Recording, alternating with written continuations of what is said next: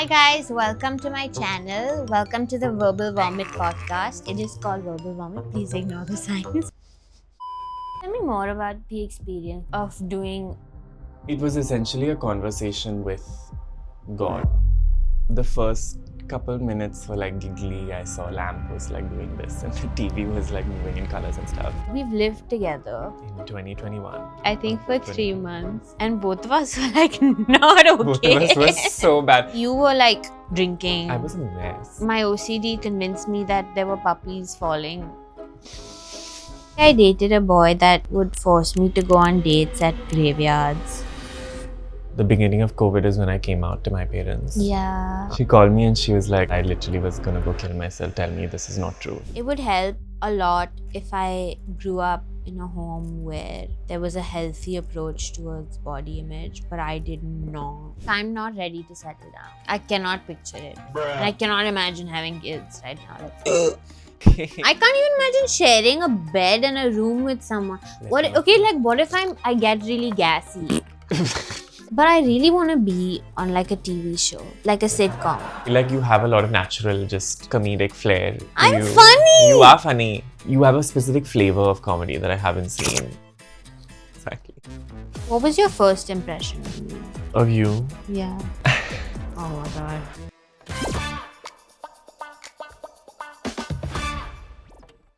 Hi guys, welcome to my channel. Welcome to the Verbal Vomit podcast. It is called Verbal Vomit. Please ignore the signs. We took a while to decide the name. Today I'm here with my friend Madhav, or as I like to call him, Madhulika. We met in college. Remember the first time we met? I came up to her. And he was like, are you Indian? And I was like, an awkward 17-year-old child, so please keep that in mind when you listen to this. Go on. I think if we hadn't gone past that interaction, I don't know if we would become. I don't even think that's when we actually became. That is not when we became friends. But that's when I first saw you. When did we become friends? Like end of the first semester. But like when? How? You were there at my birthday party also. This is when I was slithering like a snake whenever I used to drink. Oh my god. Yeah. That's after that birthday party, I want to say, is when we started. Okay, so the reason I started this podcast is because one, I want to have fun. I want it to be a space where we can talk about anything and laugh and be silly and not take things too seriously. But I also want to talk about things I'm really passionate about, like spirituality, and talk about things that are maybe considered taboo and normalize them or humanize them, as one might say.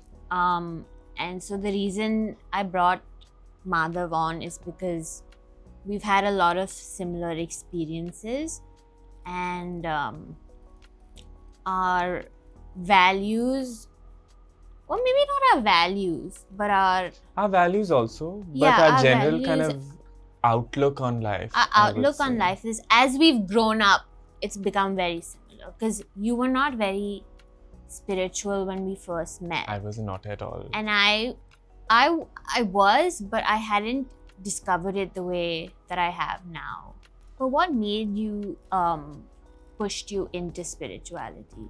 The first thing I would say would be the vast amounts of mental illness concoctions that were in my brain for 2 years. It almost forced me to kind of not become spiritual, but just explore a new perspective on life, essentially. And it wasn't until 2 years ago, which is when all of my knowledge just clicked. Yeah. And then I had like a first glimpse to like what the universe is and the fact that there's so much more in life other than the small rat races that I was a part of, basically school, friends. Like I was like, there's so much more outside than just these small bubbles that I've created for myself. Wait, so tell me more about the experience of, I don't know if we can talk about this, but I'm gonna, of doing like what, because I'm really curious about this, and I know that it's been very healing for a lot of people. I know a lot of people use it to recover from addiction, mental illness, trauma. It like people do it and they come out a new person. So like, can you tell me like with details of the experience, whatever you feel comfortable sharing. Yeah. Like what it was like. I will try, because if you ask anyone that's still, they will tell you that it's very difficult to explain, like truly encompass in words what the experience was like unless you fully experience it. But it was essentially a conversation with God, source, the universe, energy. Like I was with myself in my room, and it was like chocolates basically. I ate this in my living room with my roommate at the time. And the first couple minutes were like giggly. I saw like things shape moving, and like the lamp was like doing this, and the TV was like moving in colors and stuff. Past a certain point, I started feeling very heavy, which happens. Your body becomes just very heavy. And I went into my room to just lie down. As soon as I went into my room, there was a pile of laundry that I just had not done for like a week and a half. I saw that, and it started like speaking to me almost. Not like literally speaking to me, but I started hearing words from the pile of laundry. That was essentially just, I want to say, my true essence was just taken out and my ego was left behind. So I was essentially having a conversation with myself, or the truest version of myself, which was in front of me, and I was my ego at the time. Wait, however so you were developed it speaking was. to the pile of laundry? Which was embodying You. me, essentially. That's so interesting. Because I think the pile of laundry I saw that, and then it reminded me of just how mess of a person I was at that time, and just how much I did not have my life figured out. And this was also when I was graduating Berkeley, and I did not want to be in the industry anymore also. That eventually escalated into a little conversation with the universe in my bed. Honestly, I was just looking up at the ceiling. That's so cool. And I, for the first time in my life, felt like a sense of union among everything. I was like, we're all just drops from the same ocean, essentially. We're all the same energy source. We're literally all the same. So there's nothing else that I could have felt other than love at that point. Love and just pure compassion. Everything that I went through in my life just went out the window for just those 4-5 hours. And I was just left with love and unanimousness among everyone and everything. And I had a lot of questions, basically. I was like, what do I do with my life? Where is my career going? Same. Not that you ever get a clear answer for any of those questions, but I'm going to try to sum this up in a couple words. Basically, what I came out of it was like, I wanted specific puzzle pieces to fit in to the big picture, but I wasn't getting an answer to what the picture was. So I was searching for puzzles to fit in and complete something which I didn't even know what I was completing in the first place. Do you know now? No, and you never know, which is the thing. And you are not supposed to know, because it takes out the surprise of life. Yeah. Like if you know where you're going and what you are supposed to do and all Would of that you stuff. even do anything? Would you even do anything? Exactly. If you didn't doubt your destiny, would you even try and get there? Yeah, because it's the wanting to know that. Would you learn any of the lessons? Probably not. Probably not. Definitely not. Which is the yearning to know is, I feel like, what lights a fire up people's eyes, essentially speaking. So that's what it was telling me. It was like, I'm not going to give you the answers. I can't even give you the answers, even if you want to. But I've given you a glimpse as to where you can go. And I think I saw someone on Instagram talk about just psychedelics in general. And it was like, once you get the lesson, hang up the phone. Meaning you can't expect to just do psychedelics and just keep getting revelations, but then not live your life. You know? Like, because that can become addictive. Very addictive, yeah. And it did for me, at least a little bit. I was just constantly yearning to like get that life lesson, get that realization, get that just click in my brain. And after some, I wasn't just experiencing, and that's my fidget toy. It literally helps me just channel all of my anxiousness into that. But what was I saying? It became addictive. It got to a point where I just kept wanting answers. Yeah. Essentially. And a lot of the times the answers, not a lot of the times, most of the times, actually all of the times, I'm just going to say the answers are found in the experience. Yeah. You know what I'm saying? You have to go through things and not figure things out at all times. Like I was treating myself like some unfinished project that I had to complete, you know. I also want answers. Being human is so confusing, especially being like 25. Like I know I say this every year, but I swear this is the hardest age to be. Okay, because when like okay, 13 to 24, it's very confusing. But people expect you to be confused, and then suddenly you're 25 and you're expected to have your life together. And I'm like, where?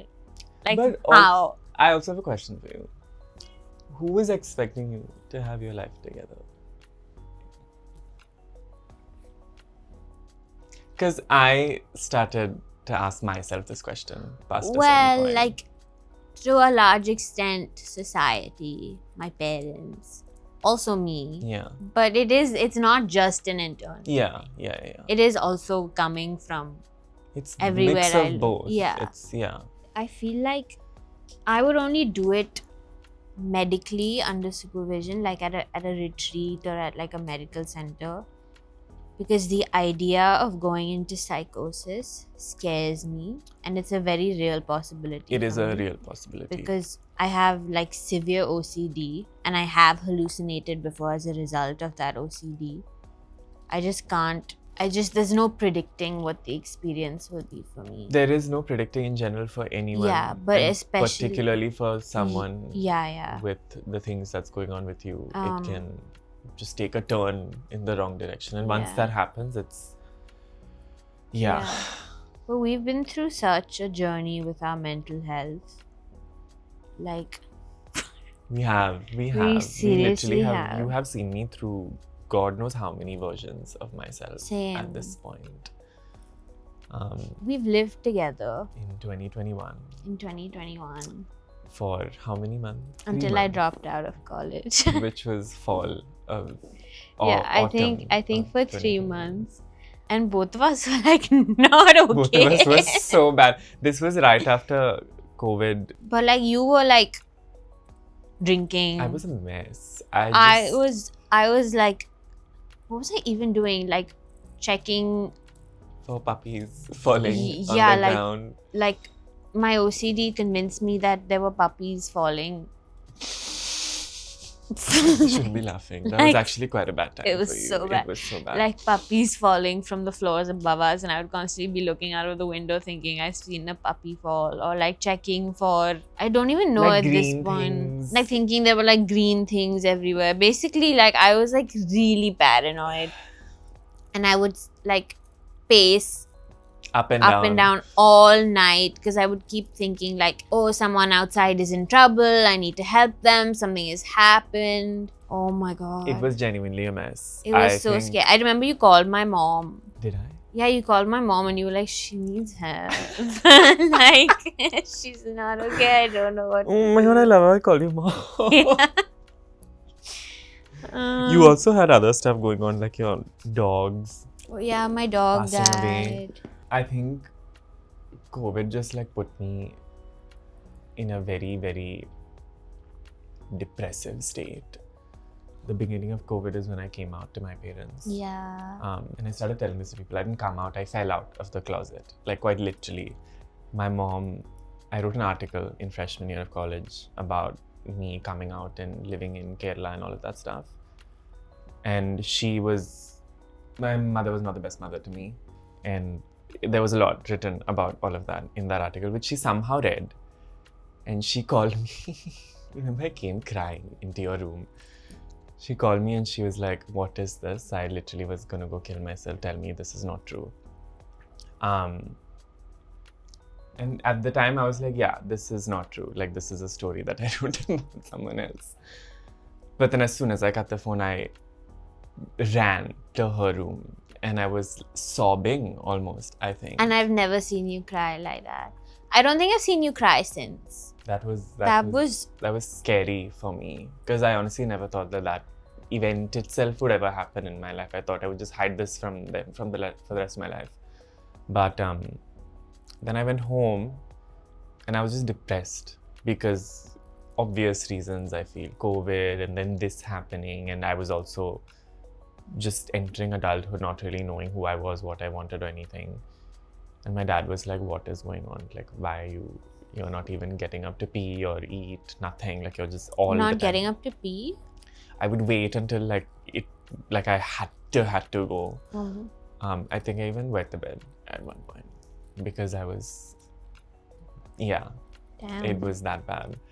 And then my dad asked me, and then I came out to him, and he was like, yeah, I kind of knew. I'm obviously not happy about this information, but it's fine. We'll do with what we have, because I can't change you. I was like, don't tell mom. And then immediately after, he went and told my mom. It took her 4 years to come around, which was a lot of effort from my part also.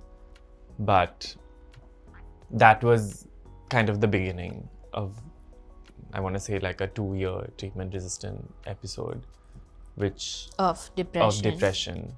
And the first year was when I was living with you. Yeah. And this was also, I think, a time of like so much exploration with my gender and just interests in college. I think I started minoring in psych. I currently am a psych student, but I went to music school, so I was just exploring with different topics and interests and all of that stuff. But yeah, you were checking for puppies falling, and I was having tequila for breakfast and wine for dinner for a good 4 or 5 months, yeah. I want to say. You've come so far, though. I can't say the same for me. You also have, in honestly. some ways. In some ways.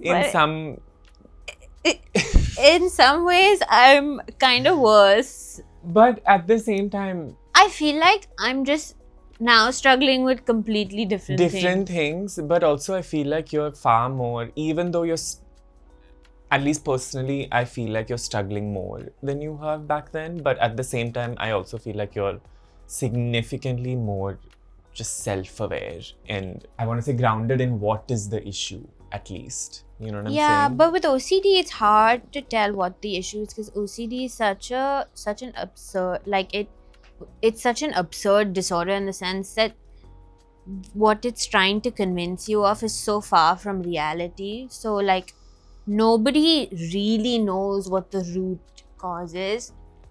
Right now, I think the thing I'm most struggling with is like my body image and my self-worth in general. And it's quite which I feel like the industry you're in really exacerbates. Yeah, I wasn't like this before I started acting. Was this kind of like a sudden thing or was it gradually? Well, I've always struggled with my body image and like the way I look, but not to this extent. Like this has been really, really bad. Yeah. Like I've never, well actually that's not true. I'm pretty sure I had an eating disorder when I was like 13 or 14. But I feel like that was more of a control issue. Like An I impulse couldn't control issue. No, like I couldn't control anything in my life, so I felt like food was the one thing I could control. This is very directly like I feel really fat, I cannot eat. And a lot of it, so it's a direct correlation to... Yeah, it's getting quite intense. It's kind of like right now it's the root. And it sounds so like superficial. It's very hard for people. Even if it does sound superficial, it's... Yeah, go on. It's very It's hard for people to understand that can be like the center point of your life. But as an actor, it kind of is. It kind of is. Your literal existence is And I have a mother that's very obsessive about appearance in general. And that hasn't helped, I would say. And that's done the opposite of helping, if anything. Yeah, it's gotten to a point where the idea of food disgusts me. Which is... I can't eat. I have no appetite. It's crazy. And like now it's not even an intentional thing. It's just your body's adapting to It's just not having food in your system, I feel. Or like my mind has just convinced my body somehow. I don't know. That's the one thing. Like I love acting. I love the craft of it. I love being on set. This is the one aspect of it that makes me question whether it's a sustainable career for me. But also I feel like, I don't know, I was going to say something, but let me phrase this as a question. Do you feel like this is a non-compromisable, is that a word? Compromisable? I think so. Non-compromisable factor, this one thing? Like, is this something you can find a middle ground in, so to speak? Maybe, but I think it might take time. It might take a little bit of maturity. Maybe I just don't have that yet. Because at this point in my life, it's really affecting my self-esteem. Like, I mean, you know the things I've been told. Yeah. Which is It's- why it's like not at all your fault. Yeah, like I've had some awful things said to me. And before it was my weight, it was my skin. Before it was my skin, my hair was too thin. Like, it's always something. Which over years and years can just damage, destroy even Yeah. your self-worth. Not even Yeah. your self-image, your self-esteem, which is such an important part of living. It's everything. It's everything. It's how you see yourself It's and how the you world. relate yourself to the world. And it's how Yeah. you see the world also, yeah. Yeah. Coming from someone that, I mean, I obviously can only imagine because what you've been through specifically, because I've never really had issues with my body, but I've had issues with my self-esteem. And as someone that's currently worked extremely hard to keep my self-esteem at a good enough level and continues to like improve it also with just me growing, it's everything. It literally is like the core of your existence, essentially is. speaking. It's how you attract things into your life. It's how you weed out things not good for you in your life. It's literally how you carve out the path that you're supposed to Yeah. be on. And it's so confusing for me because I really do love acting. What about it do you love? Genuinely out of curiosity. Like, acting for me is like an exploration of human nature. You know how curious I am about like psychology and just people. Like, everything I do has an element of human nature in it, whether it's tarot or songwriting. A lot of my songs have nothing to do with things I've experienced. It's just things that You've observed. I've observed. Yeah.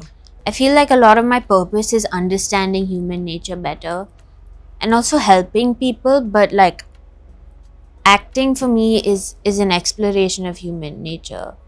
You get to be someone else. Like, I'll often, like, when I'm in a certain character, I'll often like, I talk to the universe sometimes and I'll often be like, okay, universe, like, speak through me.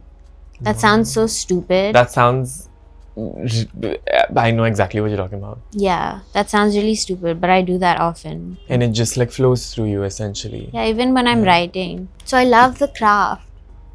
I don't know if I will survive the And just industry. the fact that you said also, sorry to cut you off, just the fact that you said that you just ask the universe to speak through you and it just happens also like that itself, I feel like is an indication that you have a gift in this field and you also, it's something that intuitively comes to you.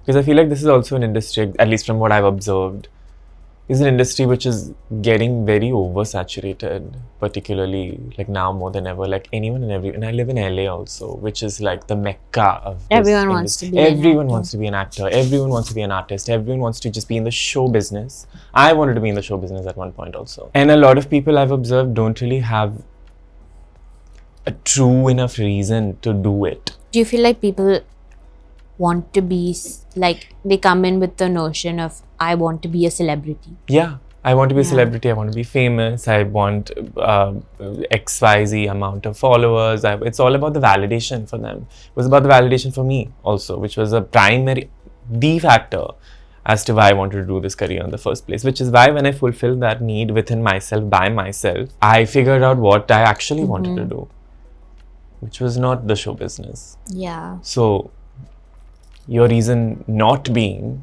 seeking validation. Yeah, I mean, don't get me wrong, I love validation. Everyone loves validation. But that's not the I love what I do. Yeah. So maybe like this is just part of the journey for me. Maybe I'm meant to show other women, show other people that there's more than one kind of beauty. But at this stage, it's still very difficult for me to cope with the things that are said to me and just the ideologies that the people around me hold. Yeah. It's just very like, I can't, like, the things that have been said to me. It's kind of crazy It's that... very, very, very messed up. It's Yeah. extremely messed up. And especially the people that you've heard it from also, it just factors in 10,000 times more pain when you hear it. Yeah. But I really want to be on like a TV show. What kind of TV show? Like a sitcom. I feel like you could be in a sitcom. I would love that. I feel like a sitcom is kind of more your vibe as opposed to something like dramatic, or because I feel like you have a lot of natural just comedic flair. I'm funny. You are funny. I'm very funny. Unintentionally funny also. And whenever I try to be funny though, I'm not funny. But anyone that tries to be funny is That's not not funny. true. Comedians try to be funny. But then they do have an element of just naturalness to them. You know what I'm saying? Like obviously they have to try if that's their job, but they still channel it through instead of planning everything out, so to speak. You know what I'm saying? But and the way you have a specific flavor of comedy that I haven't seen anywhere before. Exactly. Which I don't know how to describe, but that's the best way that I can put it. I've never seen anyone like you in my life before. Thank you. Can I have your fidgety toy? You can. I use it in class when I have to focus. What do we talk about now? I don't know. This is why I asked you to keep it.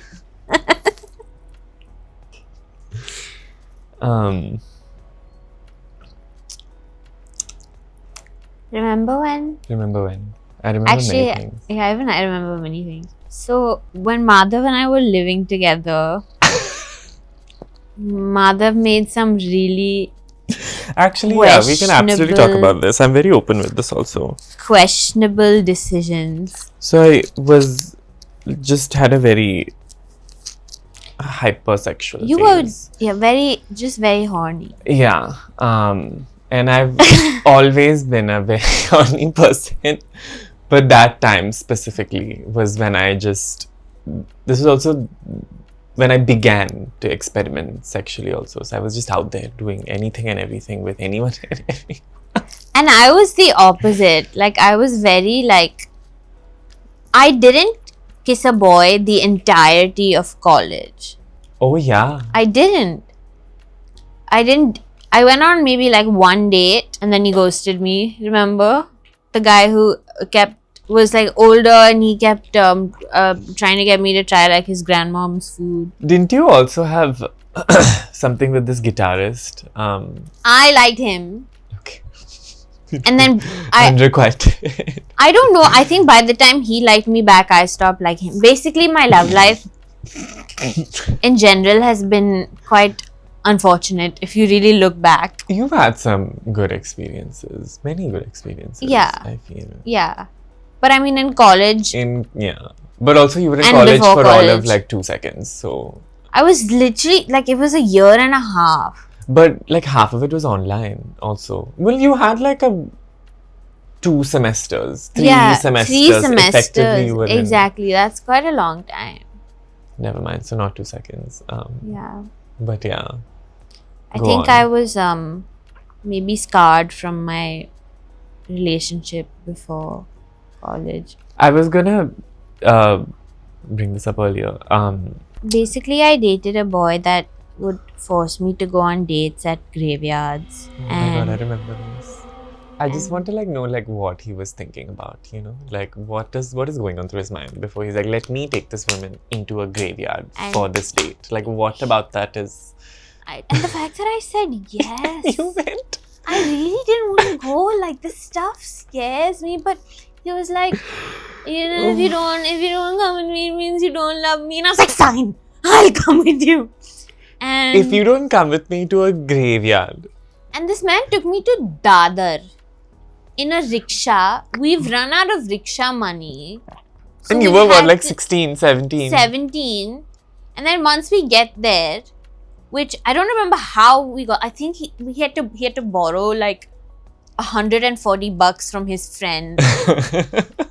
So we got there and there's like a wall, like a really, really tall wall. This man is like 6'2". I am not. And so he could easily climb over, and he had to push me over the You wall. had to climb over the wall. Yeah. Oh. How are we gonna get in through the gate in the middle of the night? And Was there like no security or nothing? there was that, like, but they wouldn't have let us in. And so we get in, and he like has walked away further. Like, I don't know. He liked that stuff. I don't know. And I stand there, and I immediately started howling. I turn around and run, and I'm trying to climb up this freaking wall, and I can't get over the wall. And it was the worst day of my life. Doing this at 17 years I is think I was- insanity. I really just want to talk to this man and be like, hi, what about a graveyard is romantic to you, sir? Like... No, but like, oh my god, the stories I have about dates I've been on. You want to talk about my story? Oh my god, the stories you've had. I think you win. This one time I called this man over. That's nice. And immediately when he opened the door, he was like giving me very sus vibes. He smelled of interesting things, substances. He had interesting substances on him. And after we did some stuff, he was telling me about his life. And he was talking to me about he was just yesterday in jail. That day he ran someone over. Stabbed someone while he was in jail. And you came and knocked on my door to tell me this. And I was like... No, I didn't come to knock on your door to tell you this. I came to knock on your door after he left. And so after he left, I came back to my room. And there was this like small pouch just on the ground. And I was like, oh, he left something behind. Let me see what it is. And it was like... I'm not even explain further. You can put two and two together and figure out what that is. I was like, interesting. I'm not sure what to do with this. So I decided to knock on my roommate's door. I am said roommate. And I was like, hi. And I started You just screaming. I started screaming. I was like, what do we do with this? Like, do we call the police? Like, I don't know. And I was like, is this man gonna come back to get it? Like, And what did I end up doing? I called that guy that I was seeing at the time. the other guy. The other guy. And I was like, hi, we need help. Tell us what to do. And he was like, just flush it down the toilet, it's fine. So I actually panned the camera to the toilet and I put it in and I flushed it. I feel like we were really insane teenagers / young adults. I feel like I always tell people this, my teenage years were not really my teenage years. Because I was just so boxed into an environment that I didn't fit in. That when I came into college is when I just lived out my teen years, I want to say. Yeah, I feel like I had so much trauma growing up that I grew up so fast. But I feel like sometimes now I act like a child to compensate for it. Which I feel like makes a lot of sense. Yeah. Also, What was your first impression of me? Of you. Yeah. Oh my god. I knew who you were. Okay. And I knew who your parents were also. So I thought... You thought I was a snob. I thought you were going to be stuck up, honestly. What is this? Like, everyone I meet just assumes that... I just feel like it's I guess I get it. It's not you per se. I just feel like it's the whole stereotype of just being a child of famous people. I feel like that's what everyone assumes, I think. Yeah, I think that is what everyone... Yeah. So that's also unfortunately what I assume. But honestly, after I started talking to you, I was like, you are not at all anything like that. Yeah. You're literally one of the most humble people that I've ever seen in my life. Shweta said the same thing, that she just assumed I was stuck up. Yeah, exactly. So that was my first impression of you. But my proper impression was when we actually started hanging out in your dorm. Yeah. Remember Julia? Yeah, of course I remember Julia. She was my roommate. I miss her. I hope she's doing well. But Berkeley it's a great school. It's not for everyone. It's not for everyone. It is a wonderful school. It's a wonderful school, but I always felt like there was one way to be good. Like there was a specific type of artist that was put on a pedestal and the rest were kind of left behind. I felt like that. And I feel like I don't know if that's just me. Like, is that a no, common... it's especially within the vocal department. Yeah. In the vocal department in Berkeley particularly is. Yeah. Yeah. It's just, there's so much drama, there's so much politics, and there's, again, as you said, there's one kind of voice that's just glorified and prioritized. There's one kind of voice that's... It's like that very belty, you can do all sorts of runs with your voice, just very acrobatics, very, essentially. like, powerful. But like... Which, the thing with me, at least how I look at art is, it's a subjective thing, you know?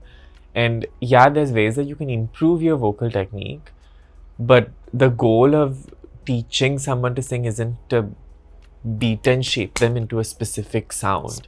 Yeah. You know? So I felt like that was what was happening a lot of the time. There was a lot of pretentiousness. I remember someone told me, like, we were just having a conversation and he was like, can you really call yourself an artist if you can't identify attention nine? Nine. That's literally how he said it. You know I exactly remember what this I'm person. talking about.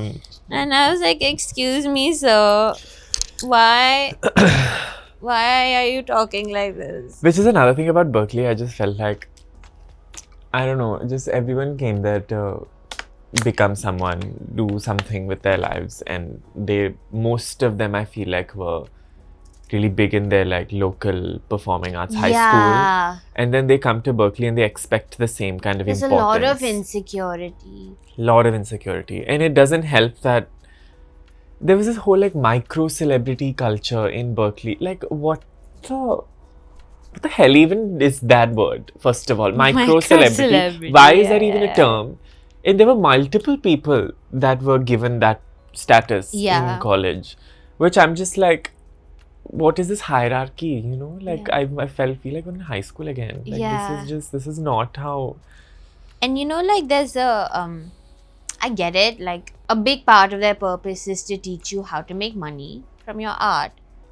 But that also means that sometimes art becomes a formula, which can be really frustrating. Because it takes away the genuineness. It made it feel like a chore. It made it feel like a chore for me. Yeah. Yeah, like that's why I haven't. And like the truth is like, yeah, the formula exists because I guess in a lot of cases it works. But the ones that like really stand out and really make it or are remembered for a long time, the people that become household names, they become that way because of their individuality, you know? And I feel like the conversation also, personally speaking, I feel like what actually is the root issue, not root issue, but just something to talk about is this formula that works, but what is it working? What is the formula for at the end of the day, which is to become an artist with a specific image, with a specific appeal and a specific amount of just crowd and money, monetization, essentially. Which I feel like that life in general, in the media, in schools, social media, wherever you see, it's just glorified, I feel.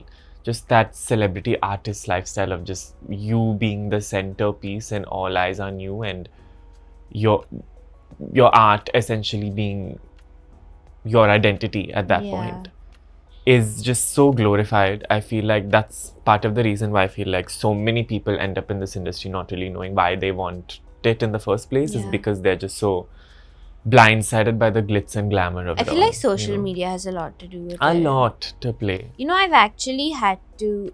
I keep deleting the app from my phone. Then you keep re-downloading because it. I'm constantly comparing myself to people in the same field and then feeling bad that I don't have the same kind of attention or success. It's just getting to a point where I've had to be like, okay, like I need to delete this app because I was starting to chase things that I didn't even want in the first place because they have like global appeal, or like it's a very like hive mind thing. It's like, oh, everyone wants it. So I must want it. Everyone wants it, so I probably should want it. I And probably should go after it. I relate to this a lot. And for me also, when I have found myself not wanting it, I will beat myself as to why I didn't want it. Yes! Which I'm like, why am I beating myself up over something that I genuinely don't want? You know what I'm saying? Like, it's just, social media just has that power, you know, to... I've had this ongoing debate in my head for years about whether I should, because a lot of being in Bollywood, there's a lot of glamour and a lot of it is like image and the way you look and just portraying a certain image and lifestyle. More And so here than in Hollywood, I want to say. I don't know, would Yeah. you agree with that? I think so. Okay. And I'm not naturally like that. Like, I'm not naturally the kind of person that loves to like pose and be glamorous, or I don't even know how to put it into words. I'm not naturally a person that likes to portray an image. And this is not to be shady or condescending. Like, No, I just feel there's like... a lot of beauty in that image. Like, but I don't feel like I could step into that and be happy. But in my head, like, I beat myself up for it so much because I feel like if I did that, I would be much further in life than I am now. But then I also have to remind myself that I At the have a cost different of... path, you know? Like, I was gonna say, yes, you would be robbing yourself of that lifestyle if you don't do X, Y, and Z, as you just said. But getting that lifestyle at the cost of being it's like I would someone have to else. abandon, yourself, yeah. essentially. And also, what I was gonna say earlier was from a different angle. As neurodivergent people, also, I've at least grown up masking all of my life. Yeah. And very recently have I started to just unmask and just be this weird concoction of many things that I don't even know how to describe my image as. It just flows naturally. It's tiring to put on an image. It's very draining. It's very exhausting, let alone doing it in front of tens and thousands of people and on camera, which is even worse. It's you know what so I'm saying? exhausting. Like, a few years ago, I had a social media team, and just all the advice I've gotten in general was to just not be myself. But you know what? I realized that the best advice in the world is to not take everyone's advice. Be very mindful of whose advice you take, because not everyone knows your path. Not everyone understands where you want to go. Not everyone knows what's best for you. Which is why I feel like now when I have like important things happen in my life, or like things very emotionally turbulent happen in my life, I always take a couple days for myself before I even approach anyone else for advice, because I need clarity from my side before even considering other perspective. I feel like it's very helpful to have other perspectives, but if that's the only thing that you're relying on, I feel like it shrouds your own intuitive judgment, you know, which knows the best. Fortunately. Yeah. Like, talking about social media, it can be so disheartening for artists. Because like I write poetry and I write songs and stuff, but I would post a poem and it's so hard to get people to see it. But I post a picture of myself and like I get like thousands of likes in like 5 minutes, and it's like, but that's not what I want the world to see. Like, I don't care about that stuff. Yeah. Like, it doesn't mean anything. It doesn't mean anything to me. So it's pointless at the end of the day. Yeah. Which I feel like to your team, it's like, what is their job? To get you to increase your presence online. So that's really all that they care about. I have a team now that like really understands who I am and what I want in the long run. But I've really struggled with this in the past. Like, having a blueprint or a template of what will make you a celebrity, and then taking that template and like forcefully molding you into. I've literally been told, like, I don't want to name this person, but I've literally been told, like, oh, you know, like, you don't dress sexy enough. You don't dress sexy enough. We need you to dress in a more sexy way. We need everyone to have a crush on you. I was 18.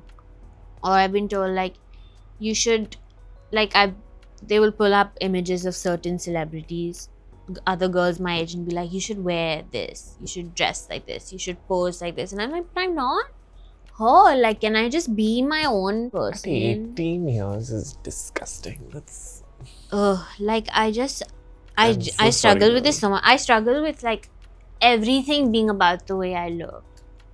Whereas what I want people to focus on is my heart and my mind. Yeah, your essence And of who you are. when I say heart and mind, I mean my art and the things that I care about and the what things you that have I'm to offer doing, what I for have this to- world. You know what I'm saying? Yeah. And the thing is also, like, the human body changes as you grow. Like, there will be times where you're more heavier, less heavier. You have wrinkles. You don't have wrinkles. You have like, it's unpredictable. Bruises.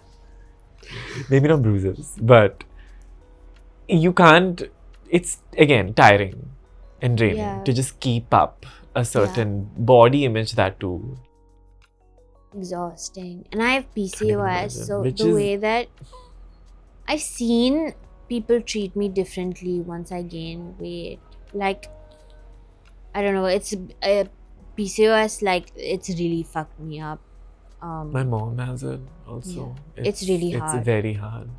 Not only does it affect your body, like it also like It affects your causes mental health, it mood affects swings everything. and just emotionally, it's a very turbulent thing. But you know, in a lot of ways, on one hand, it's very annoying how people stop seeing older women for their beauty. It's like once you age, they don't see you as potentially beautiful or sexual.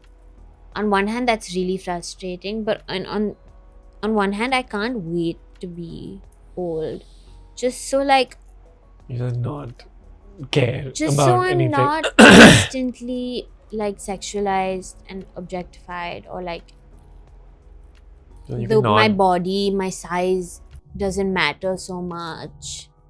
So I stop hearing, like, oh, like, don't you want to have a nicer figure? Like, you're a young girl, you're a young pretty girl. Like, I'm just so tired of that being like a narrative in my life. yeah. When I So also in a lot of ways, I just can't wait to be older and, like, just not care. I could not care now. I was just gonna say that I get where you're coming from, which is also why I think you deserve to do that now in your life. It's hard though. Very hard. 100%. It's easier said than Very done. much. Very much so. I personally do get it. It took me, 3-4 years to get to where I am, of consistent effort. And the effort is it's not easy at all. Because I have to you're sitting and talking to about years and years of programming, you know what I'm saying? It doesn't just go away like that. Like, it's a Yeah. very continuous, repetitive cycle of just talking to yourself differently, looking at yourself differently, viewing yourself differently, experiencing yourself differently. Like, it's a lot. It's very Yeah. hard to do that when your job is to look a certain way, Yeah. and you will not stop hearing about how you look. I feel like it's easier to do that when the way you look is not part of your job. And also, I feel like for Being- me, particularly because I work in the mental health industry also, Yeah. like, it's our teachers itself are like, before exams and stuff, they're like, let's do some deep breathing, this, that. Like, we're very, as it is, overcautious about all of these things. So it's even more of a protected environment for me, I Like- would say, yeah, like- compared to yours. Being an actor has destroyed my body. I've gone like days without eating. I've been told, like, okay, we need you to lose 10 kgs in 2 weeks. So, and, like, I How like, do they just order you to just if I had a lose? daughter, I don't think I would let her into this industry. I Very think, fair. Understandable, honestly. yeah, Especially after your experiences with your mom, I'm just like, yeah. you would take a very different approach. It would help a lot if I grew up in a home where there was a healthy approach towards body image, but I did not. I feel like when you grow up in a home where you have that kind of security, you can like ignore the outside voices. But when that's the narrative that you are trying to undo your whole life, and then you start a career, and that's what's constantly fed to you, you will start to believe it whether you want to or not. Yeah. And especially hearing these things as a child, Yeah. that too. I would like go if I walked by a mirror from like age 5 onwards, I would like suck my stomach in. Age 5? Age 5. That's how early it started for me. I'm so sorry, girl. Age 5 is 5 is- diabolical. That's yeah. very diabolical. Yeah. If we adopted a child together, what would we name? Oh God. What would we name the child? Yeah. Don't you going to ask how the child would become? I'm saying I don't know if I can answer that question. What would we name the child? I would name it something gender neutral. What's I that? really like the name Sitara. Sita, that's so gender neutral. I was gonna say Khan. It's a last It's a last name. name. It's not even a first name exactly. I don't know. I've never thought about this. I've always liked the name Sitara. Sitara's a cute name. What does it mean? Star? Star. And the star is a really important symbol for me. I have a star tattoo, you know this. Where is it? Here, but it now just looks like an injury because it got infected. I And hope I got that- typhoid at the same time. Oh, this was when. Oh my God. Hope that doesn't happen to my tattoo. It that I'm won't. gonna get. Just listen to the tattoo artists when they say don't get it there, don't get this color. I just was like, no, I want it over there. Are you gonna get a laser off? I think so. Yeah. I don't like any of my tattoos anymore. Oh, I want to get all of them off. fair enough. And also, like as an actor, I'm gonna assume they would prefer you No, to no, not have that's I guess, but they're really easy to cover up. cover up. Yeah. I just feel like I wish I had thought about all of my tattoos More. because I got them all impulsively. Impulsively. And like I love the meaning behind all of them because I got, for example, this one I got with Rukmani, Mhm. who's one of my best friends. We got it as like a symbol of our love. This one also I got with Sasha, another thing to like commemorate our friendship before I left for college. And the idea, it says no matter where. And the idea was that, you know, we'll always be friends no matter where. matter And where. because we thought we were never going to live in the same place again. But then I dropped out of college and moved back. And I have this giant tattoo on my leg that is now like smudged and become very ugly. It's like the ink has bled almost. Yeah. Yeah. Should I do a reading for you? You can actually. Okay, let's see. Actually, no, do a reading because I was low-key kind of feeling sad today morning after Okay. leaving that guy. You were sad after leaving that guy. Yeah, because we had a really good time together.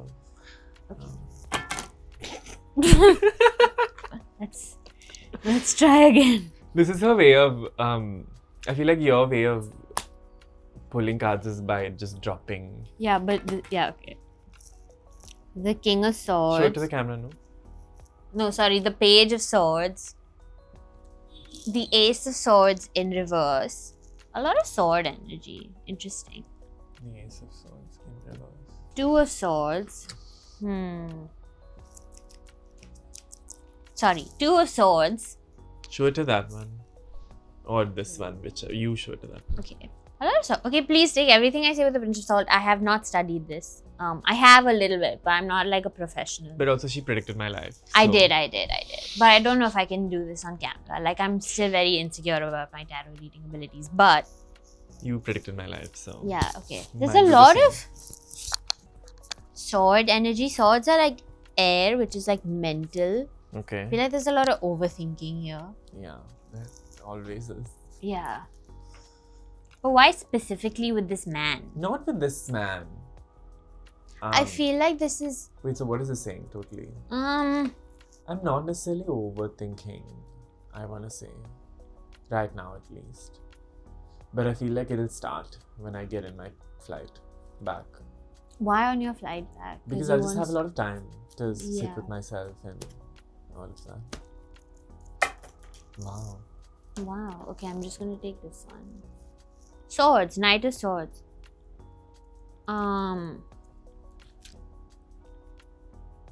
Okay, I feel like maybe we have to think like rearrange the way that you are framing this in your head, because there is potential for this to become like trigger your abandonment wound. But if you go down that path in your head, which is I think where I'm at right now. Like so we have to stop the thought cycle. For a second I was like, oh my god, like again because this keeps happening to me, you know, like I'll just meet people in places or in situations that I probably will never see them again like this. Not never see them again, but like just can't continue anything past a certain point, and I'll just be like, oh my god, another person that I've met that I can't have anything with, essentially. And it puts me in a bad mood because I'm like, why are you doing this to me, universe, essentially? Yeah. The High Priestess is about like intuition and higher understanding, and we have it here in reverse, which makes me feel like, oh yeah, there's just a lot of mental energy here, like too much thinking, the potential to overthink and then go down the same path of like misery.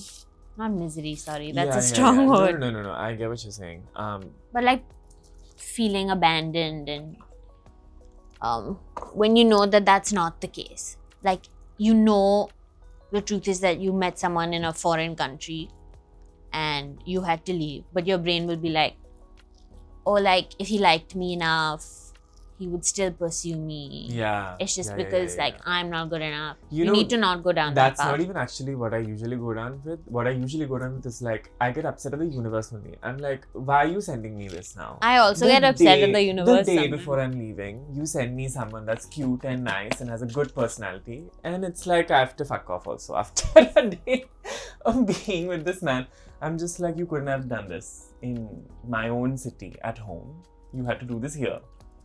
Do you think you're gonna get married first or I'm gonna get married first? We all thought I was gonna get married first, and then look what happened. I kind of want to say me. Yeah, I also think you. Because I'm actively, I feel like getting closer and closer to wanting someone to settle and be. Honestly, I'm in at a phase in life where I can't imagine settling down. It scares me. Fair enough. Honestly. I feel like it's too much for me right now. I'm dealing with so much. And it's also like when you grow up too quickly and have to be an adult before you're an adult. When you actually become an adult, you just want to kind of, like, it takes longer to figure yourself out. 100%. Yeah, like I'm not ready to settle down. I cannot picture it.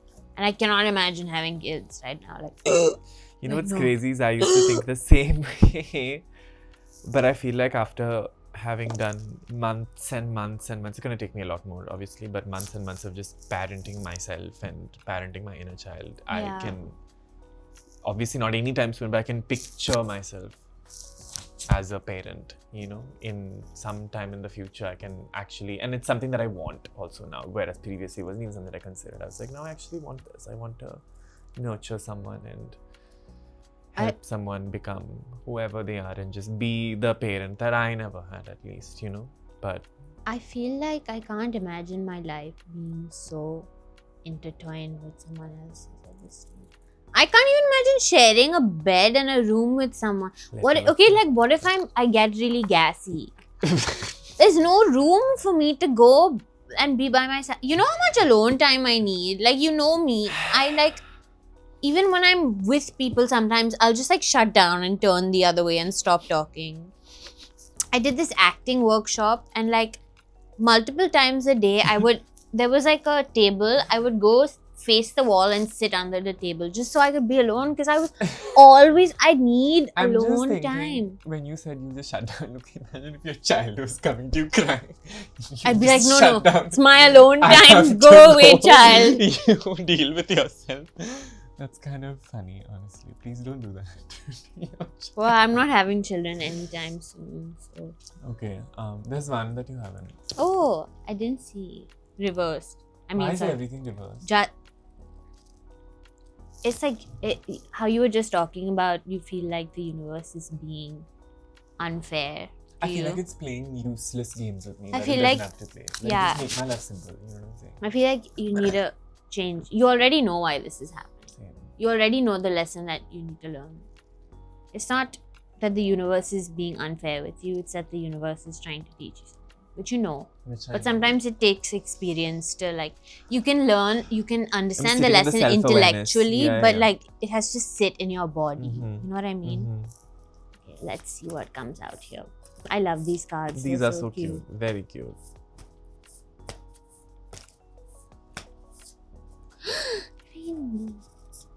Make time to sit with difficult feelings. Wow.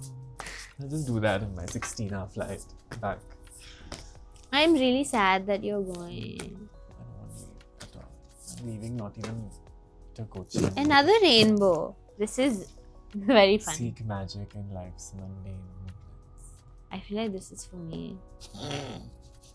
That is for you. Actually, came up yesterday also when I pulled it. Yeah.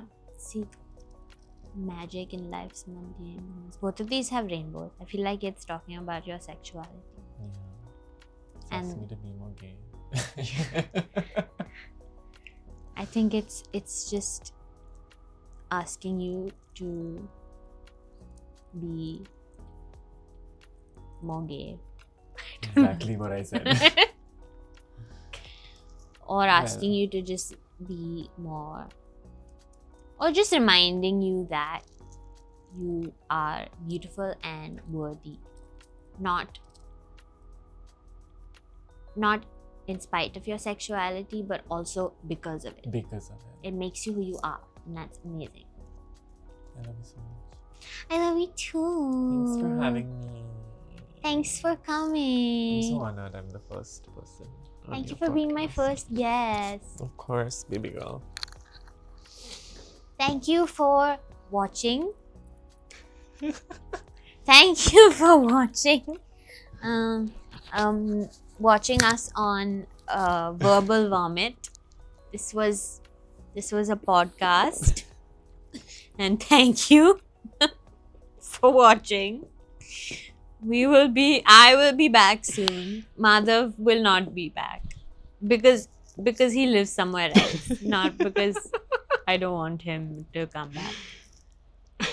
Goodbye. Good.